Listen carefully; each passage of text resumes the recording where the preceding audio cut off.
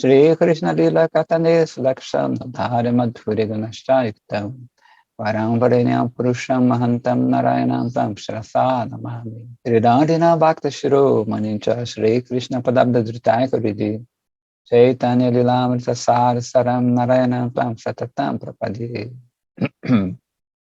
Tavavasmi Nadivami Tvavina Iti Vinyayaraditvam Nayamam Charanantika Hadevika Kubaragad Gadaya Yadyavacha Yache Nipatya Bhuvi Dandavat Udbatartihi Asya Prasadana Buddhasya Janasya Kritva Gandarvike Tavagane Ganana Videhi Yashla Bhaktivinoda Thakura Ki Jai Mahagrantha Jagadaran Ki Jai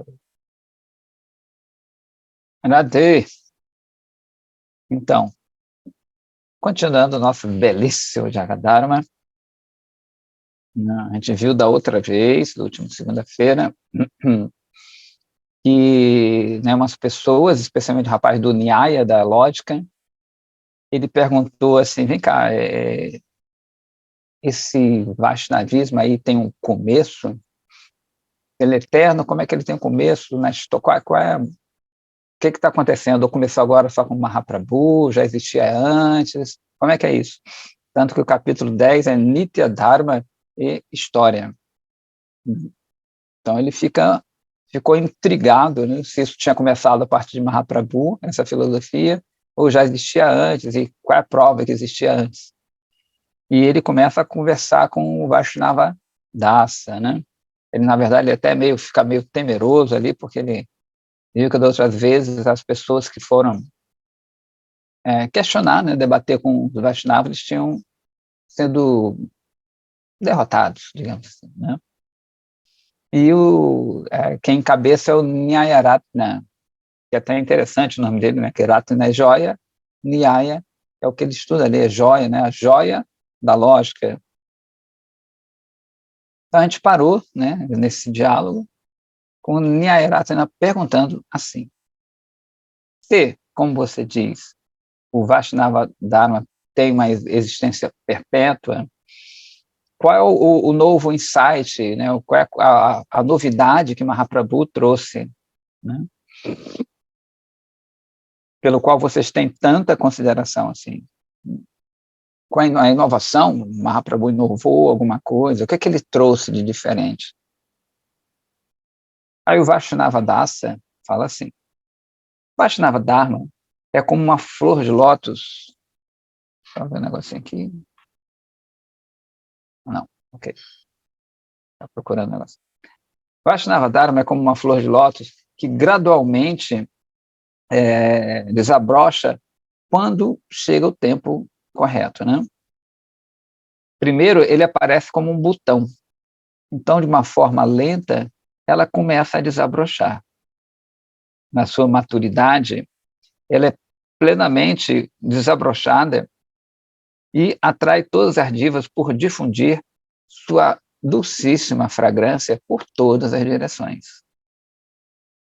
No começo da criação, 4 aspectos do conhecimento foram expressos a Brahma por meio do Chatushlok Bhagavatam, né? Vocês estão estudando com Goura, o Bhagavatam sabe que no começo existiam só 4 versos que foram sendo desenvolvidos, né, que é o Chatushlok. Shloka é o plural de Shloka, Chatu 4.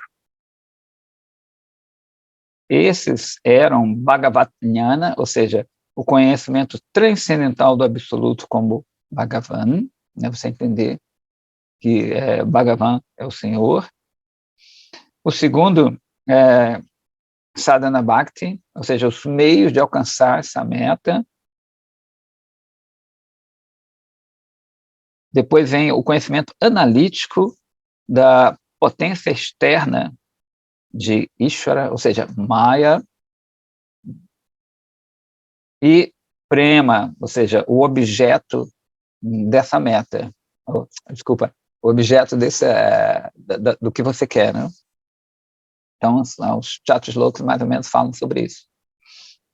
Esses 4 elementos foram manifestados nos corações das divas como o broto dessa flor de lótus, do Javadharma, ou desculpa, o desabrochar dessa flor de lótus, do Vaishnava Dharma. Aí ele vai citar essas diferentes fases. Né? Então é dito que no tempo de Pralada, isso se manifestou como um botão de uma flor, né? E gradualmente começou a florescer no período de Veda Vyasa Muni e desenvolveu-se numa flor na época de Ramanuja, Madhva e outros Sampradaya Acharyas. Por sinal, ontem foi o aparecimento de Madhvacharya. Com o aparecimento de Srimad Mahaprabhu, seria o quarto aqui, né? O Vaishnava Dharma ficou completamente desabrochado, né? Nessa flor de prema, e começou a atrair o coração de todas as divas por espalhar sua fragrância doce. Ele botou até encantadoramente doce. A essência suprema e confidencial do Vaishnava Dharma é o despertar de prema. Ou seja, você lembra que ele falou anteriormente que certas pessoas se autodenominam Vaishnava Dharma, porém, né, eles não têm essa meta de prema. Esse é o grande diferencial, que a pessoa pode estudar o Bhagavatam, pode citar verso, pode dizer até que segue Rupa Goswami, Sanatana Goswami, mas se eles não têm como meta se despertar do prema, não é considerado Vaishnava, né? Então a gente viu, né? Naquela história dos Panchopasakas, que adoram aquelas 5 deidades, eles escolhem uma, e uma dessas deidades é Vishnu. Porém, a meta não é isso, não é esse amor divino baseado em servir, né? Fica a ser um amor homogêneo, né? Supostamente um amor, que não é, né? Porque já que não tem diferenciação, não tem 2 seres, não tem essa troca amorosa, né? Srila Prabhupada sempre falava que amar é servir. Não tem, mesmo nesse mundo, né? Você vê, a pessoa pode falar que gosta de alguém, mas não faz nada para a pessoa. Então, como é que é esse amor? Né? Srimad Mahaprabhu criou a boa fortuna para todas as divas por distribuir este prema por meio do cantar do Sri Harinama. Srinama Sankirtana, é uma posse assim que não tem preço, inestimável, digna da consideração mais elevada.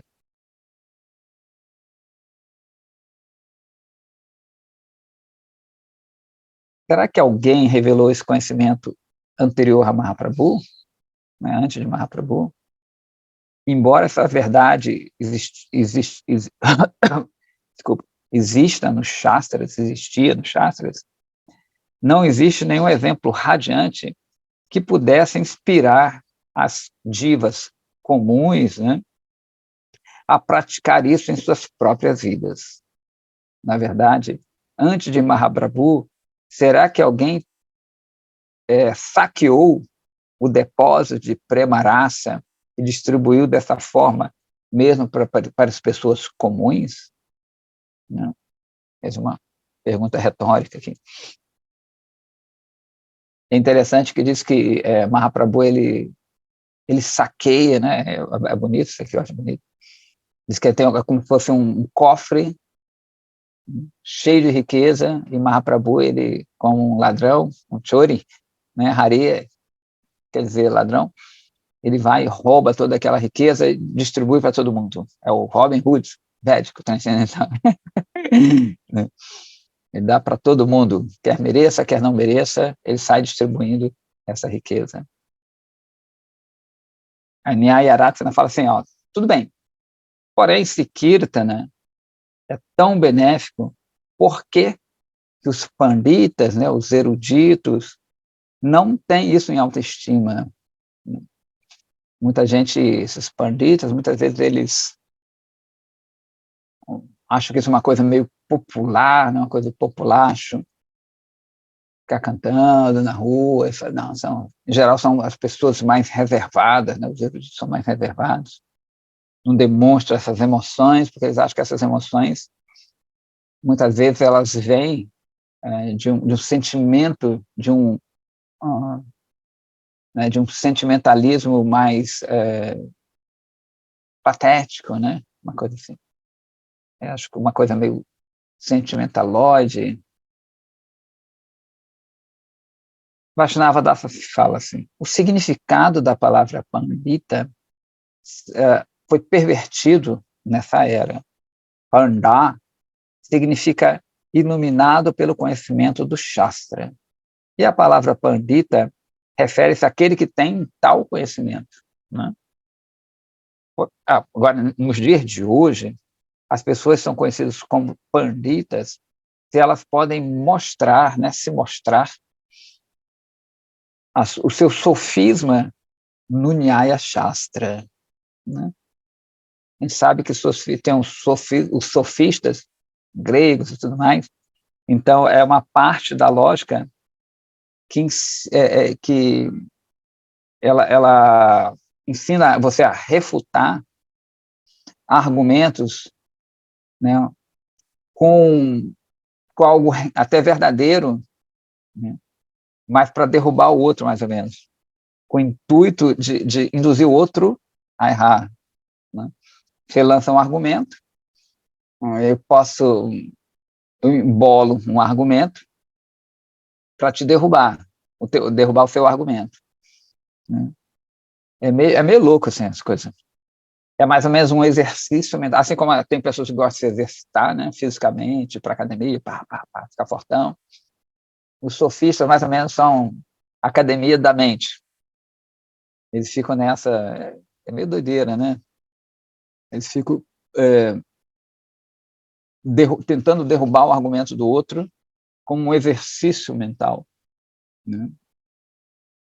Então, é mais ou menos o que ele está falando aqui do pessoal do Nyaya, que é baseado em lógica. Né? E de Gautama, que não é o Buda Gautama, é outro Gautama que é um proeminente, uma pessoa proeminente nesse campo do Nyaya. Né? Então, né, nos dias de hoje são chamados de pandits, esse tipo de pessoa que faz isso, ou que explicam o significado do Smriti Shastra de novas maneiras, né, para atrair as pessoas em geral. Ou seja, a pessoa que começa a inventar o Shastra para atrair o povo.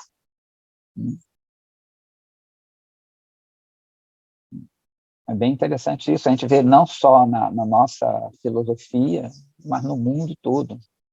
Elas começam a adaptar a filosofia deles, né, a religiosidade, para satisfazer o povo. Né? Ou seja, não é para satisfazer Krishna, a Deus. Então, eu sempre brinco lá no templo, que, digamos, ontem tinha 5 pessoas, eu acho, no templo. Então, não é uma coisa popular, né? Pelo menos a gente tenta que não inventar nada novo, que seria muito fácil, na verdade, você adaptar o Shastra para atrair mais pessoas. Você começa com esse apelo de cura, de riqueza, de bem-estar, né? Fazer um encontro de casais para o bem-estar, não sei o que lá, uma coisa assim, a quarta-feira da prosperidade, vai encher mais. Né? Então, às vezes a pessoa, elas pensam, poxa, nosso templo, igreja, mesquita, sei lá, whatever, não importa, está tão vazia, as pessoas não vêm mais aqui. Né? Então, no começo a intenção pode ser até boa, então, vamos mudar isso aqui, está muito complicado isso aqui, vamos, sei lá, vamos cantar tudo em português? Vamos cantar tudo em português, a pessoa vai... Né? vamos adaptar isso aqui, não vamos ser tão estrito, vamos começar isso, fazer aquilo ali, deixa eu fazer isso, né? Mas a gente realmente, as pessoas se aproximam mais, né? Mas é extremamente perigoso isso, né? Prabhu aí, Goura, levantou o seu mudra de pergunta. Diga, Prabhu. Essa questão do português eu até acho legal, porque Bhaktivinoda Thakur fez isso, né? Bhaktivinoda Thakur, ele escreveu músicas em hindi, em bengali, e tentou popularizar o Vaishnavismo justamente nessa questão, assim, né? Porque o sânscrito estava meio distante, assim, Meio distante. do povo em geral, né? Tem até o autor do Ramayana, ele passou do sânscrito para o hindi, para o Bengali, né? O Ramacharita Manasa. Porém, Bhaktivinoda é Bhaktivinoda, né? Assim, tem esse diferencial. Os grandes mestres, eles podem adaptar. Prabhupada adaptou muita coisa. Todos os gurus que vêm mais para o Ocidente adaptam, né? Mas a gente está falando aqui mais de uma pessoa comum, né? Porque esses grandes mestres, eles têm esse poder de adaptar sem perder a essência, né? Porque eles não são movidos por um desejo de, digamos, você quer encher o templo para quê? Né? Ou, sei lá, quer que mais pessoas venham para quê? Né? O nosso desejo ele não é puro. Talvez eu tomo conta da loja, se tiver mais gente, eu vou vender mais na lojinha. Não é uma coisa pura. Essas pessoas, elas querem ajudar os outros mesmo, né? A gente quer, mas, poxa, mais gente aqui vai ficar mais animado, né? Então, essas pessoas realmente elas podem fazer certas concessões, né? Tem outro mudra de pergunta aqui de Mani Manjari. Diga, Mani Manjari. Alô? Oi, Prabhu, sou eu. Hare Krishna, eu sei que você reverências. é. Jai Shri Radhe. Sim. Diga. Você fez uma pergunta, né? Para que essas pessoas querem encher mais o tempo, né? Assim, eu vou responder o que eu acho, né? Desculpa se eu falar assim, mas eu acho que encher o templo, porque as pessoas precisam escutar as palavras de Krishna, as pessoas precisam conhecer Krishna, né? Então, é importante que a gente consiga atrair, né? Eu estou falando, mas eu quase não vou ao templo. Dificilmente eu vou ao templo. Mas eu estou falando assim, de acordo com o que vocês estão falando, né? De acordo com o que você está falando e tudo mais. Trazer as pessoas para lá, porque aquelas palavras, né, dos nossos mestres, né, são, assim, muito importantes que essas pessoas aqui desse mundo, nesse momento, principalmente, estejam escutando todos esses shastras, tá? Então, eu acho que isso é para atrair as pessoas para isso. Você pode até atraí-las pela praçada, né? E chegando lá, tem a praçada, mas elas vão passar pelas palavras, elas vão escutar o Harikatha, elas vão escutar os bhajanas, né? Isso fica, como ficou para mim quando eu iniciei, como deve ter ficado para ti, né? Como quando você escutou para Bugora também, e nunca saiu do meu coração, né? Tanto que eu frequentei a primeira vez lá, eu tinha 20 anos, 21. Depois fiquei um tempão afastada, e depois eu retornei, porque aquilo nunca saiu do meu coração, né? Então, é fundamental que a gente, de alguma forma, principalmente quem está indo lá sempre, como no caso você, faz o Harikata lá, e todas as pessoas que são de lá, trazer pessoas, sim, né? E cada vez mais tentar poder fazer uma coisa de explicar melhor e cada vez melhor as palavrinhas, como aqui na nossa aula tem palavras difíceis, e você está sempre traduzindo para a gente em seguida o significado, né? Porque aqui tem pessoas que nunca, pouco ouviram as palavras, né? Então estão começando agora, então precisam Eu também preciso, muitas vezes, da tradução, de uma melhor explicação, né? Então, essa é a importância de encher o templo, né? Entre aspas, encher, não é encher, lotar, né? Não é isso, mas, assim, de trazer mais pessoas realmente, né? Como a Ti traz, ela, com ideias que ela tem, de chamar mais, atrair mais pessoas para lá, eu acho que é muito importante. Desculpa, dá licença. Já falei. Muito obrigada. Muito obrigada. Não, que é isso. Então, mas na verdade, né, o que é a sua mãozinha continua aí, ó. Não, vou tirar, Prabhu, já falei até Não demais. sei. Okay. Muito obrigada pela oportunidade. Mas o que a gente falou mais aqui é sobre, óbvio que é legal você trazer mais pessoas para a filosofia, né, sem dúvida, mas a gente estava falando mais ou menos em concessões, né, então essas concessões, elas são feitas pelos mestres, porque óbvio que a gente tem boa vontade, que é isso, mas sempre tem, como nós não somos puros, qualquer atividade nossa sempre tem um motivo, outro, às vezes 1% de outros motivos, né, que são bem escondidos, às vezes a gente mesmo não percebe, mas é óbvio que tem que fazer isso, né, que você puder chamar as pessoas não só para o templo em si, mas a ler, a ouvir, né, a honrar praçada, assim, tudo é muito bom. É um contexto um pouquinho diferente, mas é assim. Então, a gente estava falando sobre os panditas, os supostos panditas, os supostos eruditos, né? Então ele fala assim, como é que tais panditas entendem ou explicam o significado de Dharma e o verdadeiro significado dos Shastras? Isso só pode ser percebido por uma análise imparcial, né, dos Shastras. Então, como é que alguém pode obter isso através de uma disputa intelectual do Nyaya? Né? Ou seja, esses sofistas aí, como é que ele pode entender isso se o objetivo é o quê? Um jogo, um exercício mental, né? Um querendo derrotar o outro, só pelo prazer disso. Né? Como a gente falou, como se fosse uma academia da mente. Né? Mind, qual é que tem umas academias assim, body, sempre tem body up, body move, seria mind move, uma coisa assim.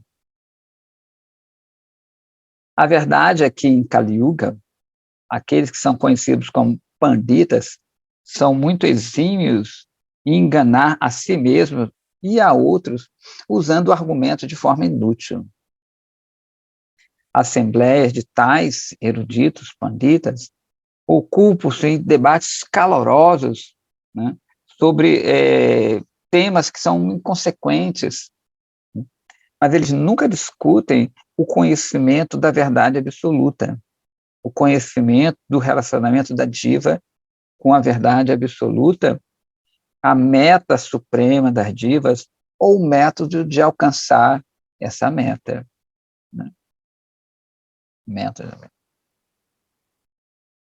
Uma pessoa pode somente entender a verdadeira natureza de prema, desse amor divino e de Kirtana, quando ela discerne a verdade desses temas. Então, esses panditas que ele está se referindo, né? Óbvio que tem panditas que discutem isso, são verdadeiros eruditos, mas ele está falando dessa classe que existia mais nessa época na Bengala, né? As pessoas que ficavam, que são, de novo, parecidos muito com aqueles gregos que ficavam nessa especulação, né? Nesse exercício mental.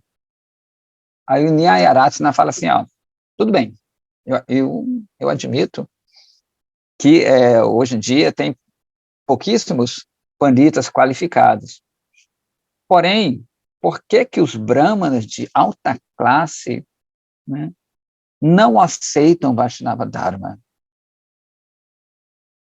Brahmanas estão situados em Sattva-guna, na bondade, né? E eles são naturalmente inclinados ao caminho da verdade, dos princípios religiosos exaltados. Então, por que que a maioria dos brahmanas são opostos ao Vaishnava Dharma? Vaishnava Dharma, assim, você está fazendo uma pergunta, então sou compelido a respondê-la, embora os Vaishnavas sejam naturalmente opostos a criticar outrem. Eu vou tentar responder a sua última pergunta, se você não se sentir mal, não ficar ofendido no seu coração, né? Se você realmente deseja ouvir a verdade. Então, o Vaishnava Dasa está sendo extremamente polido. É interessante que, às vezes, as pessoas fazem umas perguntas que empurram a gente, mais ou menos, às vezes, responder certas coisas que não são muito agradáveis ao ouvido de outrem, né? Eu me lembro que uma vez uma moça, uma discípula de Gurudeva, ele fala assim, Gurudeva, se eu ouvir alguma coisa errada sobre chá, essas coisas, eu devo interceder e falar alguma coisa, combater aquilo ali? E ele fala assim, sim, com muita educação, sempre com muita educação. Você pode refutar aquilo ali, né? Assim, com muita educação. É legal. Não de uma forma fanática, louca, né? Que, em geral, querer derrotar por você. Não, eu consegui derrotar o fulano, meus argumentos são melhores. Mas sempre para defender o Shastra. A gente tem que ter essa atitude, não vou defender a verdade absoluta, o Shastra, né? Por misericórdia do meu Gurudeva, não por mim, que eu não tenho força para isso. Então, ele fala assim, né, o Nyayaratna, tudo bem, né?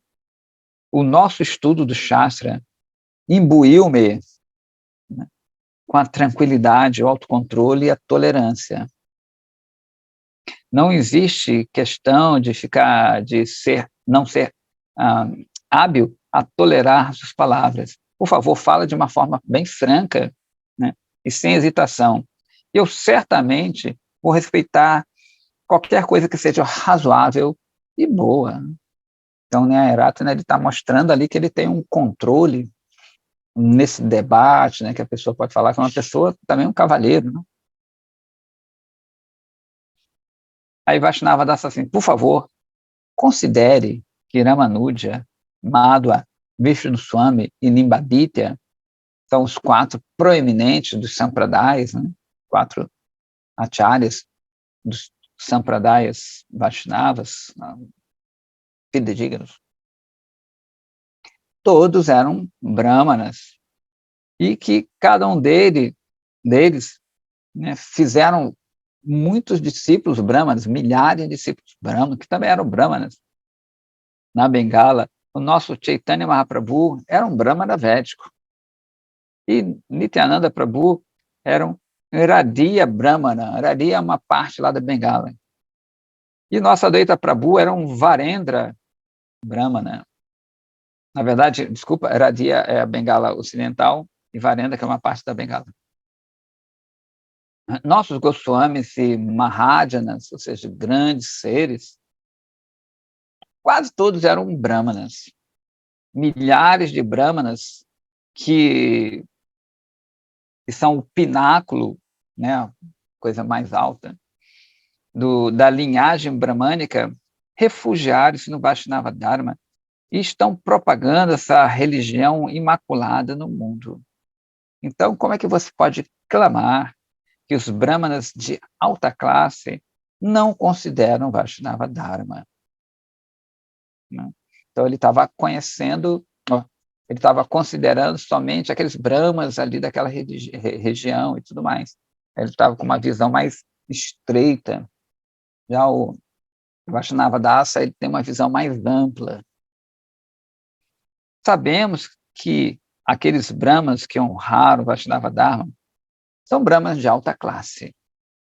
Contudo, algumas pessoas que nasceram em famílias brahmânicas se tornaram inimigas ao Vaishnava Dharma porque eles foram arruinados pelas falhas de uma família degradada, de uma linhagem de família degradada, pela companhia indesejável e pela falsa educação.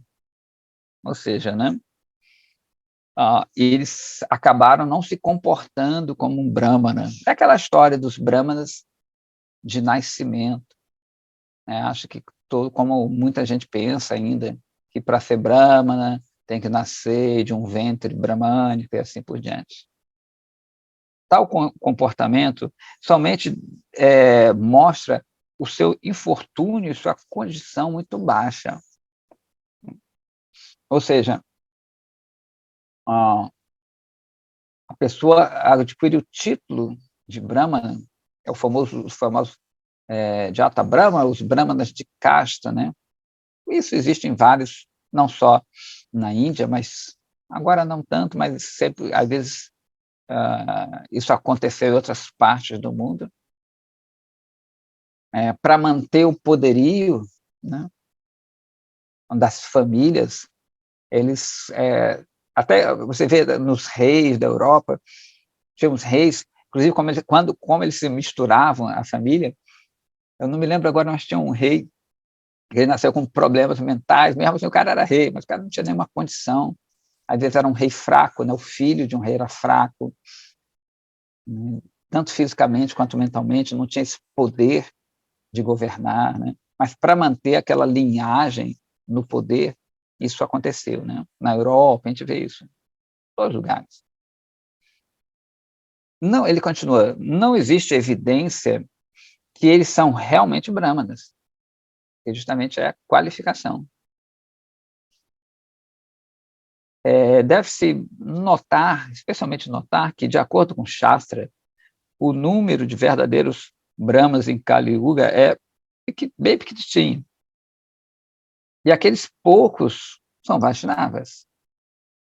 Quando o Brahmana recebe o Vaishnava Gayatri Mantra, que é a mãe dos Vedas, ele se torna um Vaishnava iniciado. Contudo, devido à contaminação de Kali Yuga, alguns desses Brahmanas aceitam outras iniciações não védicas e abandonam o seu Vaishnavismo. Então, a Índia é cheio dessas coisas, de subconhecimentos e ramificações, é uma coxa de retalho religiosa, e é difícil de entender, realmente, tem que ter um guru para você entender essa coxa de retalho aí, de tantas filosofias, tantos gurus, nossa, é impressionante. Na verdade, o número de Vaishnavas Brahmanas é muito pequenininho, porém, não existe razão de manufaturar uma conclusão que é oposta às afirmações do Shastra. Ou seja, de novo, ser Brahma só pelo nome não vale nada. Aí o Nyaya fala assim, por que tantas, isso é legal, por que tantas pessoas de baixa classe aceitam Vaishnava Dharma? E às vezes o de alta classe, suposta alta classe, não aceitam. Isso é muito legal, isso aqui, né? Eu até comentei ontem, a gente está falando do Madhvacharya, a gente comentou isso aqui. Vaishnava Dharma fala assim, isso não deve ser uma causa de dúvida, isso aí. A maioria das pessoas baixas, né, de baixa classe, digamos assim, consideram-se completamente caídos mesmo, né, inúteis, e, portanto, eles são elegíveis para a misericórdia dos Vaishnavas, né, sem qual uma pessoa não pode se tornar um Vaishnava. Isso aqui é super legal. A humildade não pode tocar o coração daqueles que estão inebriados pelo orgulho de um nascimento elevado, de riqueza. E, consequentemente, é muito raro para tais pessoas obter a misericórdia dos Vaishnavas. Né? Então, o Nyaya Rachana estava baseado no intelecto, completamente. Né? Eu falo, vem cá, esses caras, pô, os brahmanas elevados, que sabe sânscrito, canta de uma forma bonita, sabe adorar a deidade, decora um mantra. Como é que esses caras aí não aceitam o Vaishnava Dharma e o pessoal ali do mercado, né, o pessoal meio ignorante, eles aceitam isso. Aí esse é o grande lance, né, que é a humildade. Esses caras se acham, a gente chama o rei da cocada preta, e os outros não. E justamente eu não digo ainda nem humildade no sentido mais profundo, mas você se perceber que não é nada, né, que é a sinceridade.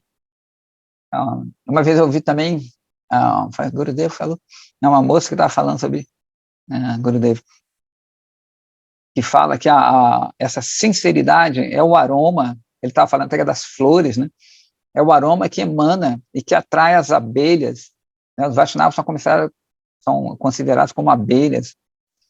Então, o mel, né, o cheiro do pólen, é justamente essa sinceridade, esse começo da humildade.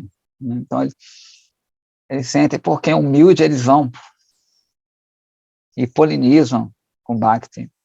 O cara é muito orgulhoso, é como uma flor fechada. A abelha não entra. Né? Tudo bem, alguns Vaishnavas conseguem furar essas folhas, mas não é tão comum. Mas quando você abre, né, por isso que fala o coração como uma flor de lótus, que ele tem que abrir, ele tem que ser humilde. Para aprender alguma coisa, a gente tem que entender que não sabe nada, né? E esses caras, esses panditas, eles se acham muito inteligentes e tudo. Acham, isso é uma filosofia popular, só tem pobre aí, né? Só tem uns caras meio burros, só sabe cantar. Só sabe cantar. Ficam dançando que nem loucos. Não vou me submeter a isso. Né?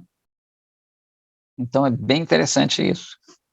E a sinceridade realmente é um ponto fundamental para a gente adentrar nesse mundo Vaishnava. Né? É isso que os Vaishnavas querem, os grandes Vaishnavas. Não quer saber de sabe muito, pouco, não importa. Tem um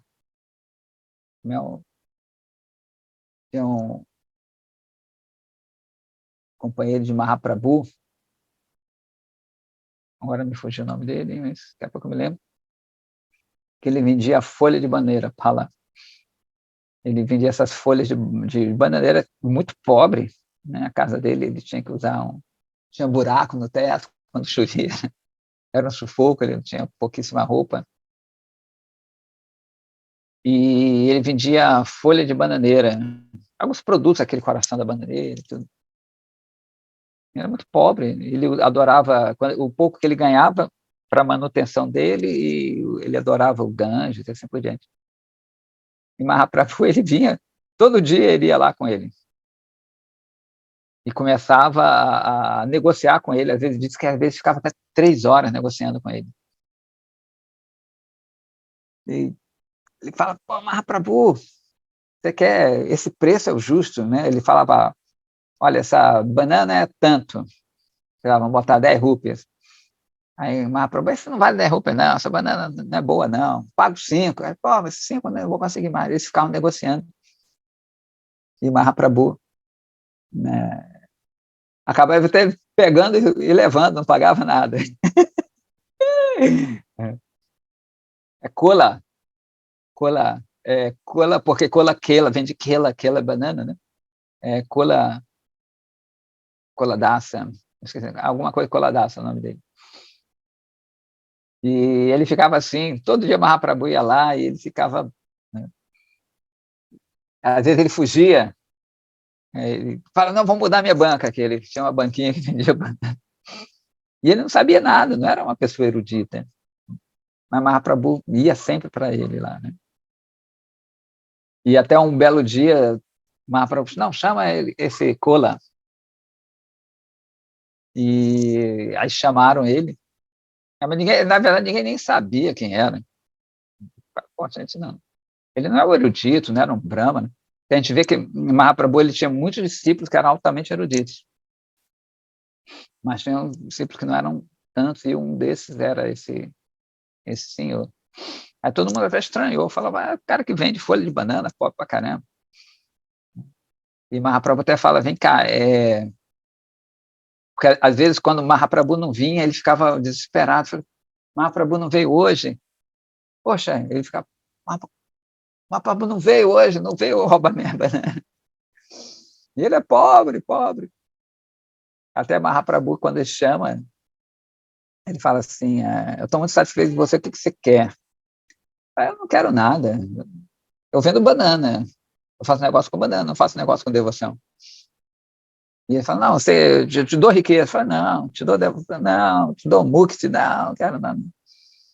Aí como ele insistiu tanto, eu estou insistindo, eu falo, já que você está insistindo, eu quero que você todo dia, que eu nasça todo dia como um vendedor de folha de banana, né, produtos de banana, e que você todo dia passe lá e regateie comigo, e roube minha banana. É isso que eu desejo, vida após vida. Né? É bem legal essa história dele. Enfim,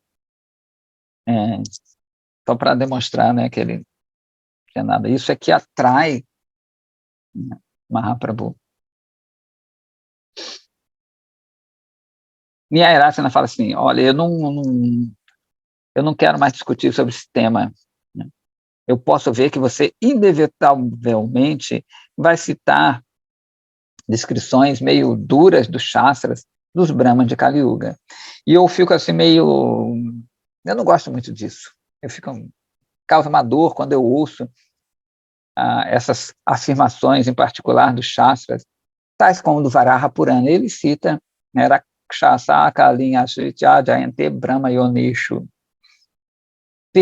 Refugiando-se na era de Kali, Asuras nascem na família de Brahmanas.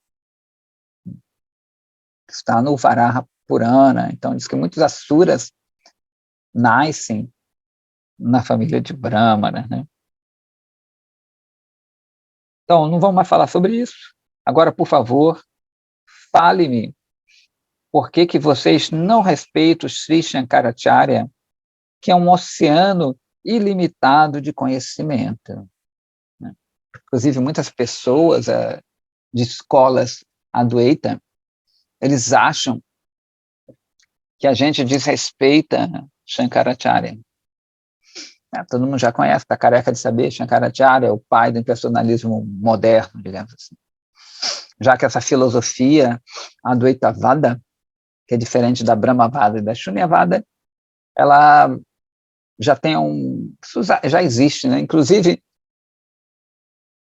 essa filosofia Advaitavada, de não dualidade, ela é uma coisa quase que, eu vou dizer que é inerente ao ser encarnado. Já que quando a gente encarna, a gente... Né, ou seja, essa filosofia Advaitavada quer dizer que você e a divindade não são diferentes, você é divindade. Então, quando a gente encarna, é mais ou menos com esse propósito, a gente já se acha divindade, né? Quando você encarna, você acha que tudo gira em torno de você, que você é o controlador de algumas coisas e assim por diante. Então, uma coisa que é concomitante à própria encarnação. Né? Então, é natural, né, no sentido material, você ter essa ideia. Por isso que muita gente tem essa visão de ser a divindade, porque a gente encarnou para isso, né? É a nossa tentativa patética de ter controle em algo. Então, como a gente sempre fala aqui, nem sempre você diz, eu sou Deus. Inclusive, tem pessoas que acham até isso uma coisa, um insulto, né, ao próprio Deus, mas a gente age como se fosse deusezinhos, né? Então, é mais as qualidades, né, da divindade, não Deus em si, mas uma coisa se mistura com a outra.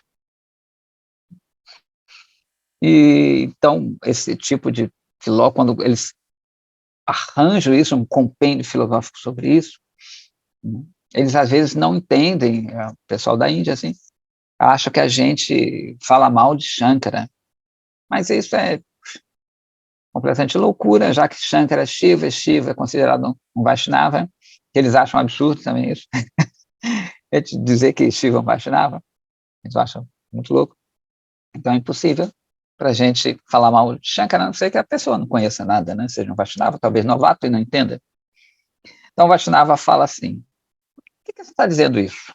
Nós consideramos Sri Shankaracharya como sendo uma expansão do próprio Sriman Mahadeva, ou seja, próprio Shiva.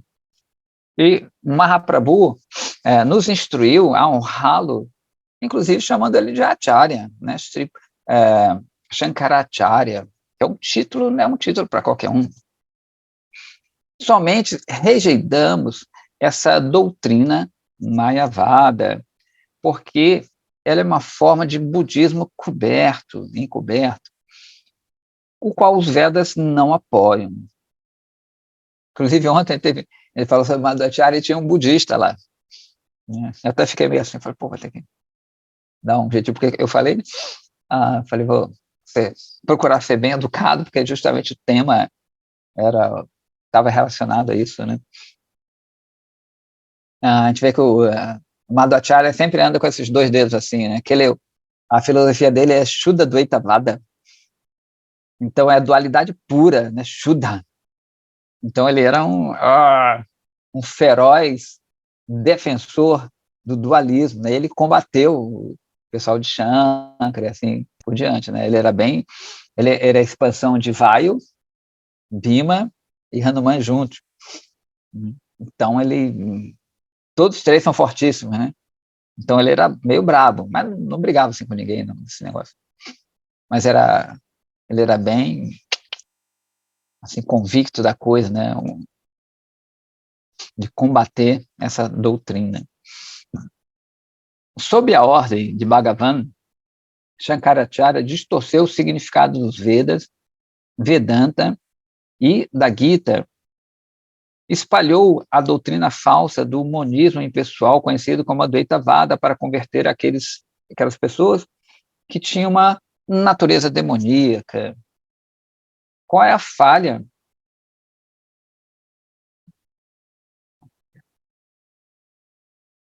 Qual é a falha disso, né? De por que o Shankara seria condenado por isso? É uma pergunta retórica também. Buddhadeva é um avatar de Bhagavan que estabeleceu e propagou a doutrina que é oposta aos Vedas. Porém, os descendentes dos arianos, né, das pessoas puras espiritualmente, condenam ele por isso. Aqui, óbvio que ele está falando de Buddhadeva, do Adi-Buddha, do Buda original, que é uma expansão de Vishnu, e não do Gautama, o filósofo ateísta. Alguém pode discordar de tais atividades de Bhagavan e Mahadeva e clamar que eles estão sendo injustos. Porém, nós dissemos que Ishvara é o protetor do universo e Sri Mahadeva é seu representante. E ambos são oniscientes e todos auspiciosos. Ishvara e Mahadeva não podem ser culpados de serem justos. Aqueles que blasfemam-os são ignorantes e têm uma mente muito estreita. Não podem entender o significado profundo das suas atividades. Ishvara e suas atividades estão além da razão humana. Então, as pessoas inteligentes nunca devem pensar assim, Ishvara não devia ter feito isso, era melhor ter feito dessa maneira. Ai. Às vezes eu penso assim, por que Krishna dá toda essa volta? Por que fulano tal dá toda essa volta? Por que ele não vai direto no ponto? Eu fico pensando assim, horror. Ishvara é o diretor, né, de todos os divas, e somente ele conhece a necessidade das pessoas que têm a natureza que não é divina. Olha que legal. Né? Então, ele que sabe fazer as histórias, né? Às vezes a gente pensa, Podia ser mais rápido assim, ou dessa forma, será que não seria mais interessante? Mas ele que conhece, né? Ele é Antaryami, ele está dentro do coração de todo mundo. Então, ele sabe das coisas. Nós não temos meios de entender o propósito de Ishvara por manifestar as divas no tempo da criação. Então, destruir as suas formas na hora da aniquilação cósmica. Isso tudo é a lila de Bhagavan.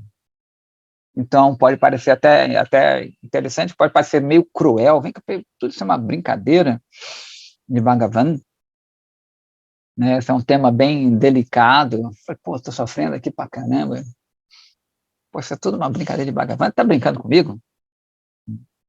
Primeiro, não é comigo que o eu mesmo não sofre. Né? E isso aqui é ilusório no sentido de que é temporário, mas é muito difícil para a gente entender. Imagina, enquanto a gente está bem, tudo bem. Mas imagina uma pessoa numa situação bem ruim, muito ruim. Isso aqui é a lila de Krishna. Né? É difícil de entender. Quer dizer, entender a gente pode até entender, mas na prática mesmo, né? Falei, caraca, essa brincadeira podia ter tomado outro rumo. Aqueles que são devotados de Hari experimentam grande deleite em ouvir seus passatempos. Eles não gostam de se ocupar em debates intelectuais sobre esses temas. Né? Então, é interessante, né, que o que pode parecer sofrimento também para a gente, esses grandes santos, eles encaram de outra forma. Nyayaratna fala assim, ok, tá certo, mas por que você diz que a doutrina Mayavada é oposta aos Vedas, Vedanta e a Gita? Se você examinar cuidadosamente as Upanishads e o Vedanta Sutra, você vai...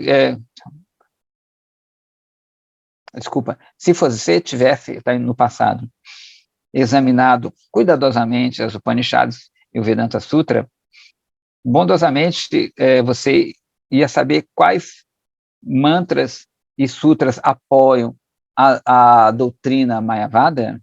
Ele faz uma pergunta, né? Ou seja, se você examinou tudo isso com bem detalhe, né, você saberia me dizer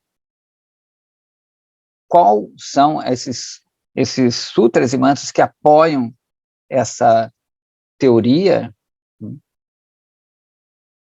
Eu vou então explicar o verdadeiro significado dessas afirmações e provar que eles não apoiam essa teoria de jeito nenhum. Alguns mantras védicos podem aparecer que contêm assim um traço dessa filosofia Mayavada. Porém, se você examinar os mantras que vêm antes e depois, essa interpretação será instantaneamente dispersada. Então, por isso que é difícil, é muito difícil. Quem já leu a Vedanta Sutra, que é um comentário aos Vedas de Vyasadeva, é muito difícil, porque são frases pequenas que podem ter milhões de interpretações para o leigo. Então, se você lê o Vedanta Sutra de Baladeva Vidyabhushana, que é o Govinda Bhasha, ele explica tudo direitinho, né, da forma Vaishnava, digamos assim, védica. Mas se você lê outro, né, eu vi aqui no Dharma em especial, tem muita citação das Upanishads. E eu tenho as Upanishads impessoais, né, que é a interpretação. E é muito diferente, às vezes. Você vê completamente diferente. Falei, caraca. Então, quem não sabe ler pode dar milhões de significados. Por isso que é sempre, como ele falou aqui, tem que ver todo o contexto. Né? Todo o contexto, porque muitas vezes nas Upanishads realmente vai dar eles dão um significado que parece mais impessoal. mas também dá o significado pessoal. Então fica muito confuso para as pessoas. E tem certos filósofos que acham que ambas as coisas são válidas. Tem os que propagam esse personalismo mesmo, bem de uma forma mais escancarada, e tem uma de forma mais velada, que é muito mais difícil, né? Então, tem um dessas pessoas que eles falam que ambas as formas são excelentes, inclusive que Bhakti é muito mais fácil. Isso confunde as pessoas, porque, olha só que loucura, se você considera que Bhakti pode te levar ao estado que a gente propõe, mas também é válido o estado de ser uno com a divindade, isso é um paradoxo, né? Porque uma coisa vai invalidar a outra, né? Sacou? Se eu considero que o eu é o todo, mas ao mesmo tempo esse eu não precisa ser o todo, dá um nó na cabeça, né? Inclusive, eu conheço algumas pessoas dessa filosofia e teve uma que não entendeu de jeito nenhum. Assim, é difícil. Mudrar de pergunta de novo. Diga lá. Prabhu, eu conheci também o pessoal da Ananda Marga, que eles praticam isso, né? Um Bhakti ao Guru, que vai levar o Brahman pessoal. Realmente assim é difícil, mas para eles é bem claro, porque eles se apoiam no Bhagavad Gita. Bhagavad Gita, em vários momentos, ressalta a importância da prática de Bhakti e fala que é um caminho mais fácil. Então, aí eles chamaram esse caminho de Ananda Marga, né? Que é mais fácil. E aí a devoção ao Guru, mas eles têm todos os elementos da prática de Bhakti ali inseridos no sadhana deles, além do Ashtanga Yoga também. Mas a meta é o Brahman pessoal, porque eles seguem exatamente, assim, seguem o Bhagavad Gita comentado por Sankaracharya, bem curioso. Inclusive, eu conheço também o pessoal da Ananda. Eles tinham até um templo perto de onde eu morava, mas um rapaz, eu acho que ele não sabia muito também, um Dada, né? Aí ele falou, não, isso aqui não é religião, era uma coisa mais científica, né, entre aspas. Eles acham que tudo isso é meio mitológico, a maioria deles, essas histórias são meio mitológico. Mas tem outro que é mais difícil ainda, porque, se eu não me engano, o pessoal da Ananda Marga não adora a deidade, eu nunca vi isso.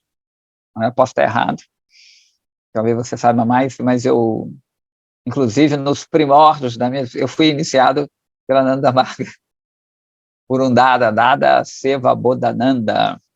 É isso, é. Até morreu, já disse que ele falaram até que ele já morreu. Isso foi em 1980, no Acre, estava no Acre. Essa história. Então, eu nunca vi eles adorando deidade. Pelo menos aqui nos templos daqui, que eu fui já, nunca vi altar, nem nada, né? Eles têm uma pegada mais intelectual. Eles cantam Babanam Kevalam, tem aquela dança, entendeu? Eles são, inclusive, eles gostam de um comércio. Eu me lembro que eu sempre comprei coisa com eles, os dados sempre iam e voltavam. E até são legais, são gente boa. Né? Mas tem outros que são mais sutis ainda, né? Porque isso aí, eles fazem Bhakti para aquilo ali. Tem outro que fala que justamente você pode ter um relacionamento com Deus, você permanece indivíduo. Isso que é o mais louco que eu falei nesse aí. Que você pode permanecer como indivíduo adorando a Deus. Mas também você pode ser Brahman. Isso é muito louco, isso é muito doido.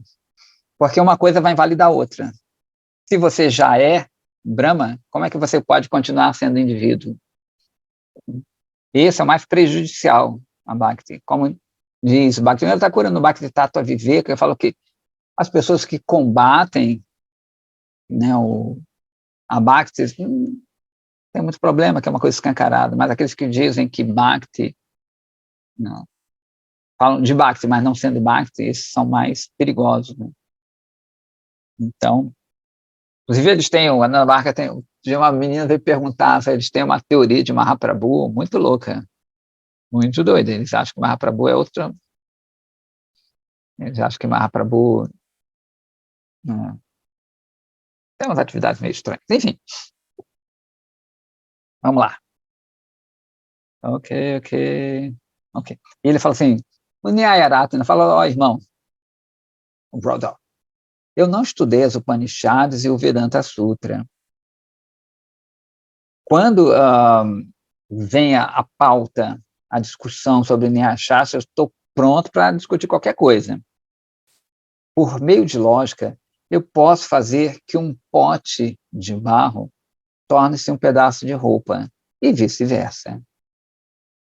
Eu li um pouquinho da Gita, mas eu não estou inteirado profundamente desse assunto, então eu não posso dizer mais nada sobre isso. Na verdade, deixe-me perguntar para você mais uma pergunta. To ask, em inglês tem isso. Ask you one more question. Deixa eu fazer outra pergunta sobre esse tema. Você é um erudito, então, por favor, explique-me de forma apropriada por que os Vaishnavas não têm fé nos remanescentes de comida, ou seja, no prasada, que é oferecido aos devas e às devis, embora eles tenham grande fé em Vishnu prasada. Vaishnava Dasa fala assim, eu não sou erudito, não. Eu sou, na verdade, um grande tolo.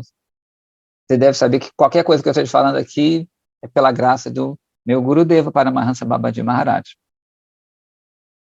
Ninguém pode conhecer os Shastras, que é um oceano ilimitado, senão pela misericórdia de Gurudeva, né? E ele, exaltando o Gurudeva, ele falou que bateu como se fosse um oceano de leite, ele bateu esse oceano de leite e tirou a essência, né? Então, eu estabeleci essa essência como conclusão de todos os Shastras, de tudo que aqueles Shastras estabeleceram. A resposta à sua pergunta é que os Vaishnavas não desrespeitam o prasada dos devas, das devis. Quem já foi na Índia, entendeu? Tem templo de tudo quanto é jeito, tem templo de Saturno, tem um templo enorme, perto de Avari, de Shridi, do templo de Radharani, tem um templo enorme, uma estátua enorme de Shani, que é Saturno, tem templo para os planetas, para todo mundo. Então, onde é que está? Assim, Sri Krishna é o supremo controlador de todos os controladores, ou seja, todos os devas das devas. Portanto, somente ele é conhecido como Parameshvara, ou seja, o controlador supremo. Todos os devas e as devas são seus devotos, e eles são apontados para posições de administração do universo. Os Vaishnavas nunca podem desrespeitar o prasada dos Bhaktas, porque uma pessoa obtém Shuddha Bhakti, ou seja, Bhakti pura, por honrar esses restos, né? Restos, fica até meio feio, né, os restos. A poeira dos pés dos Bhaktas, a água similar ao néctar que lavou os pés dos Bhaktas, e a comida que é igual ao néctar, que foi tocado pelos lábios dos Bhaktas, são 3 tipos de prasada que são supremamente benéficos.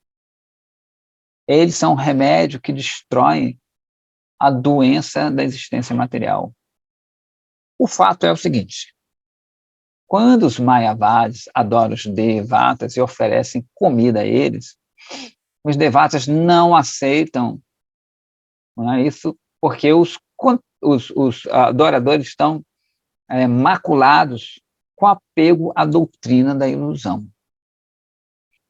Existe uma ampla evidência disso nos Shastras. E se você me perguntar, eu posso citar. Os adoradores dos Devas são, na maioria, Mayavadis. todo mundo, esse pessoal que se chama hindu, que em geral adora os deuses, faz aquelas cerimônias, a maioria, 90%, acho, tem essa teoria, né? Teve uma pessoa indiana que ficou lá um tempo ali morando no templo, e, né, como eu falei, eu tomo conta da loja, a recepção, aí essa pessoa, como é que tá vendendo? Eu falei, tá fraquinho, né? Tá fraquinho, o negócio aqui tá difícil. Aí ela falou, adora Ganesha, faz uma cerimônia para Ganesha. Eu falei, não, eu prefiro adorar Krishna. Ela falou, dá tudo mesmo. Né? Então, a pessoa essa pessoa era bem um exemplo, assim, disso que a gente está falando aqui, ela é de uma família bramânica, inclusive ela não queria tomar praçada junto com a gente. Não, sou brahmana, ela queria um respeito especial, porque essa pessoa se achava um brahmana, e tinha essa coisa de, não, vocês não são brahmanos, não sei o que lá, frescurinha, né? É bem parecido, eu me lembrei disso aqui. E eles se autodenominam hindus, ela tinha não sei quantos mestres, foi iniciada aqui também, quantos mestres? Vai dar tudo mesmo, né? É mais ou menos aquela coisa que a gente sempre fala, que você chega na loteria e tem Mega Sena, Loto Fácil, Quina, sei lá o quê, você joga tudo para ter mais chances de ganhar grana. Então é mais ou menos assim, né? A pessoa, poxa, não, quanto mais guru tiver, melhor, quanto mais mantras tiver, mais chances eu tenho de me libertar desse mundo.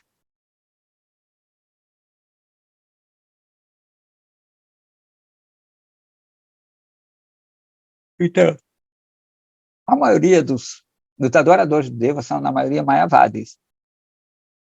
E eles não são chegados a Bhakti. E ofensam Bhakti Devi por aceitar praçada dos Devas. Desculpa. Os adoradores dos Devas são, na maioria, Mayavadis. E não é bom para a nossa Bhakti, e é uma ofensa a Bhakti Devi, aceitar o praçada dos Devas quando tais pessoas ofereceram isso. Né? Que, na verdade, como falou, nem é aceito pelos Devas. Se um Vaishnava puro oferece o prasada Krishna, de Krishna para os Devas e Devis, eles aceitam isso com grande amor e começam a dançar. E se um Vaishnava, então, aceita esse prasada, ele experimenta felicidade, tremenda felicidade. Em geral, o que acontece? Muitas vezes você oferece para Krishna e depois você oferece aos Devas aquele prasada. Não é de praxe, né, o Deva aceitar o seu bhoga. Então, você oferece para Krishna, você oferece prasada aos Devas, já que ele é o controlador supremo. Né? Outro ponto a considerar é que a instrução do Shastra é tudo poderosa. E os Yoga Shastras, os praticantes diretos de Yoga Shastras, do sistema de Yoga, não aceitam prasada de qualquer Devata. Isso não significa que aqueles que praticam yoga desrespeitam prasada dos devatas. Simplesmente significa que abandonar prasada ajuda aqueles que estão praticando yoga sadhana a alcançar a meditação direcionada deles. De forma similar, em Bhakti Sadhana, um Bhakta não pode alcançar devoção exclusiva a Bhagavan, que é objeto de sua adoração, se ele aceita prasada de outro deva, de qualquer outro deva. Portanto, é um erro pensar que os Vaishnavas são avessos ao prasada de outros devas e devis. Os praticantes, os variados praticantes, somente se comportam de uma forma que eles tentam alcançar a perfeição nas suas respectivas metas, como os Shastras recomendam. Talvez você não aceite uma coisa ou outra porque aquilo não é conivente com o que você deseja. Ok, tudo bem. Ficou claro isso aí. Mas por que você se opõe à matança de animais em sacrifício quando os Shastras apoiam isso. Mudra, de novo, de Mani Manjari. Question Mudra. Diga, Mani Manjari. Prabhu, dá licença mais uma vez. Eu não entendi muito bem isso. Gostaria que o senhor explicasse melhor, tá? Porque não aceitar. Então, não entendi muito. Não aceitar a palhaçada de outras linhas, é isso? Hoje eu não sei, acho que eu não estou entendendo muito bem as coisas. Assim, eu tô meio. Peço desculpas aí. Por favor, pode me explicar melhor? Qual é a pergunta dele, né? Por que vocês não aceitam o prasada dos devas? A pergunta do Nyayaratina. E o Vaishnava Dasa responde assim, o negócio é o seguinte, não é bem assim. Quem adora os devas, a maioria é impessoal, personalista. Como até citei o exemplo dessa pessoa, né? Então, digamos que uma pessoa que aceite essa doutrina do Itavada, vou ser bem específico, tem um Ganesha no altar, sei lá, Shiva, ou sei lá o quê. Então, digamos que ele faça oferenda, eles fazem isso, né? Eles fazem tudo. Então, ele põe ali o alimento e oferece a Ganesha. Porém, segundo ele, aqui é dito que esses devas, eles não aceitam essas oferendas.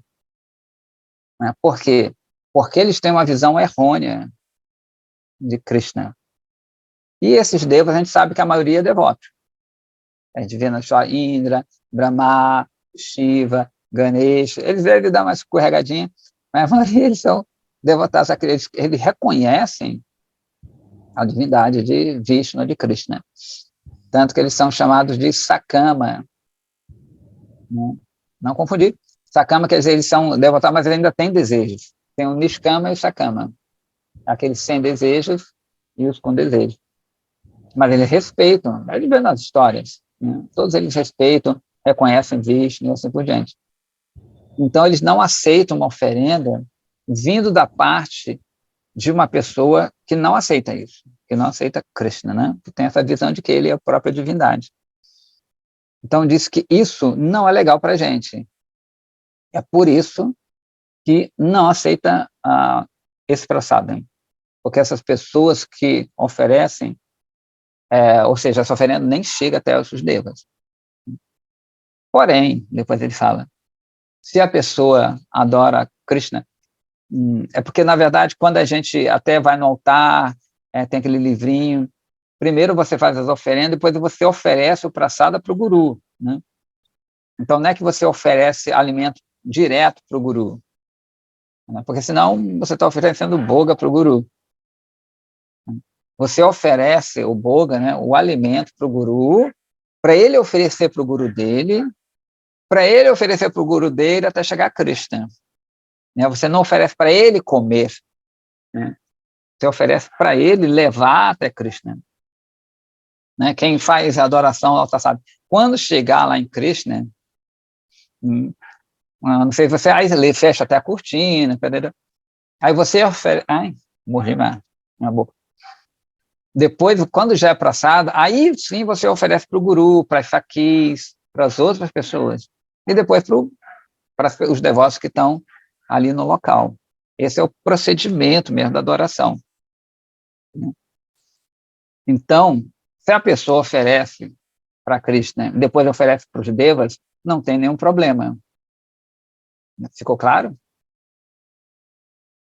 Sim, agora eu entendi. Obrigado. Nada.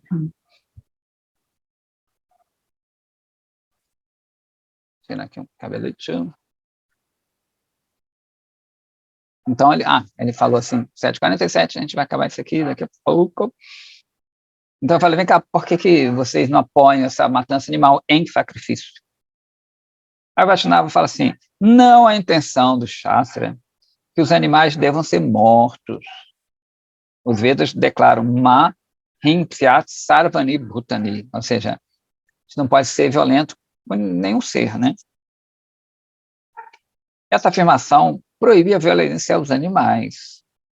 Enquanto a natureza do ser humano estiver fortemente influenciado por tamas e sattva, ou seja, pela escuridão, pela energia ali, pela paixão, as pessoas irão espontaneamente serem levadas à conexão ilícita com o oposto sexo, com o sexo oposto, com a acumilança de carne e com a intoxicação, né? É uma característica das pessoas que estão mais influenciadas por esses gunas. As pessoas não pedem, eles não vão procurar a sanção dos Vedas para isso. A proposta dos Vedas não é promover tais atividades, mas, ao contrário, restringi-las, como a gente já falou aqui, né? Quando os seres humanos estão situados em sattva, eles podem naturalmente refrear-se dessa matança animal, da indulgência sexual e da intoxicação. Até esse ponto, os Vedas prescrevem vários meios para controlar tais tendências. Por essa razão, eles sancionam a companhia, né, com o sexo oposto por meio de vivaha jnana, ou seja, no casamento. Então, o casamento é uma forma de você controlar essa indulgência, né, de você, como ele falou assim, as pessoas que estão influenciadas mais por Raja e Tamas, que é a maioria das pessoas, né? A maioria de nós estamos influenciados por isso. Então, essas tendências, elas são mais fortes. Então, o Veda cria, como se fossem subterfúgios, né? Condições para que isso diminua, seja mais controlado. Então, na casa do sexo, você se casa, fica só com aquela pessoa, né? E assim por diante. E depois, a matança de animais em sacrifício e o beber de vinho, né, de álcool em geral, em cerimônias específicas. Como a gente falou outro dia, acho que foi aqui, que tem os adoradores de Kali, e eles comem carne, bebem lá os seus álcoolzinhos. Hoje em dia, acho que está meio bagunçado.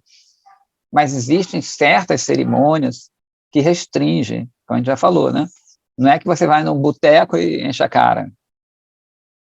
Tinha toda uma história para você beber aquilo ali. Por isso que, às vezes, em algumas culturas, o vinho, a bebida, elas são como sagradas. Sagrado, entendeu? Certos chás, né? A gente vê que, a gente conhece, pessoas que exaltam chá como se, né, esses chás, eles nem consideram como uma intoxicação. Eles têm eles divinizam a intoxicação, né? Porque o Shastra, eles dão essas concessões para essas pessoas.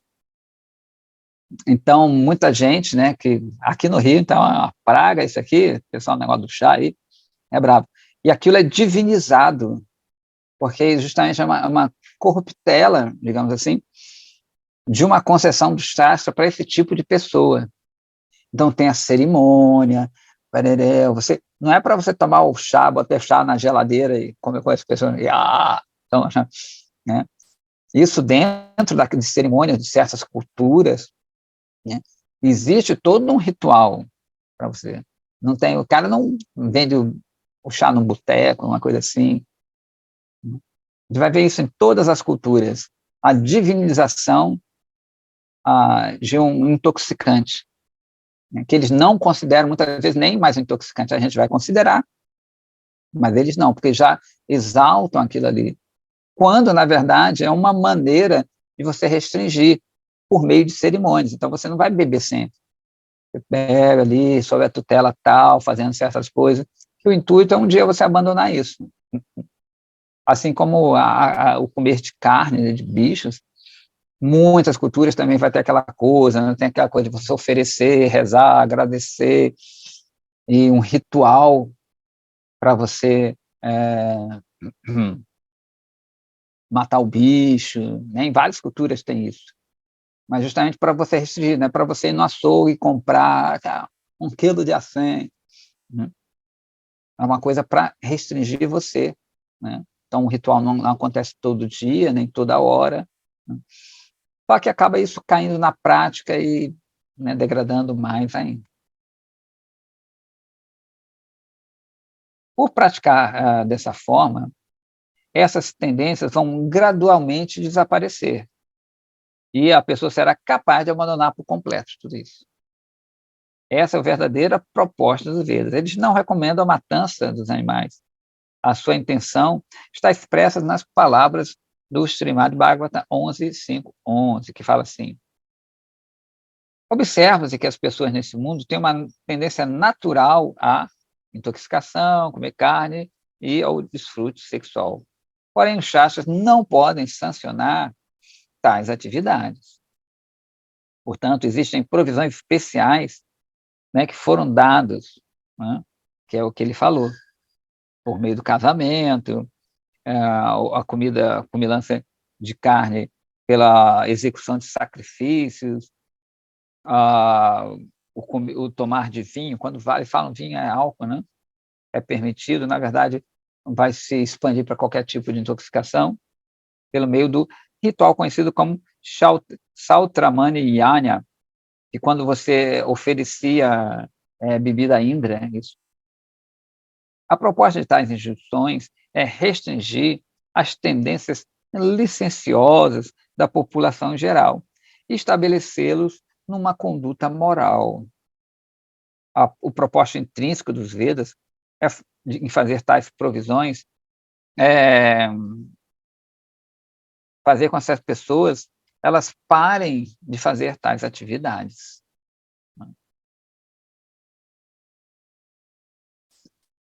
A conclusão Vaishnava sobre esse respeito é que não existe objeção se uma pessoa cuja natureza está regida pela paixão e ignorância matar os animais. Contudo, uma pessoa que está situada no modo da bondade não deve fazê-lo, porque ao causar dano às outras divas, né, é uma propensão animalista. Narada Muni explica isso no Bhagavatam. Os seres vivos sem mãos são presa para aqueles com mãos. As formas de vida sem pernas são comida para as pessoas que têm 4 pernas, os seres que têm 4 pernas. Né? Criaturas pequenas são a subsistência dos maiores. Dessa forma, uma entidade viva é o meio de existência para outra, que é a lei da natureza. Né? O veredito do Manusmriti é muito claro, que fala assim: a abstinência das atividades, tais como a indulgência sexual, comer de carne, intoxicar, geram benefícios altamente benéficos. É sempre que faz isso. Muitos benefícios. Embora o ser humano seja naturalmente inclinado a eles, a essas atividades, né? Então, já está quase 8 horas, a gente vai dar um tempo por aqui, né? E depois, segunda, a gente continua. Né? Então, a gente vê que tem pessoas que não tem jeito. Né? Elas têm essa propensão muito forte e vão fazer isso mesmo. Né? Não tem como escapar, a princípio. Né? Tudo pode acontecer. Mas sempre vai ter pessoas, né? O mundo nunca vai se situar todo mundo, o mundo todo vegetariano, todo mundo adorando a Cristo. Isso nunca vai acontecer. Por quê? Porque é o mundo da matéria e a função da matéria é prender a gente aqui. Né? Então a gente tem que ser muito condescendente, né, com as pessoas nesse sentido, e entender cada um tem a sua natureza, respeitar aquilo ali, e se puder melhorar, beleza. Se não puder, tá de boa.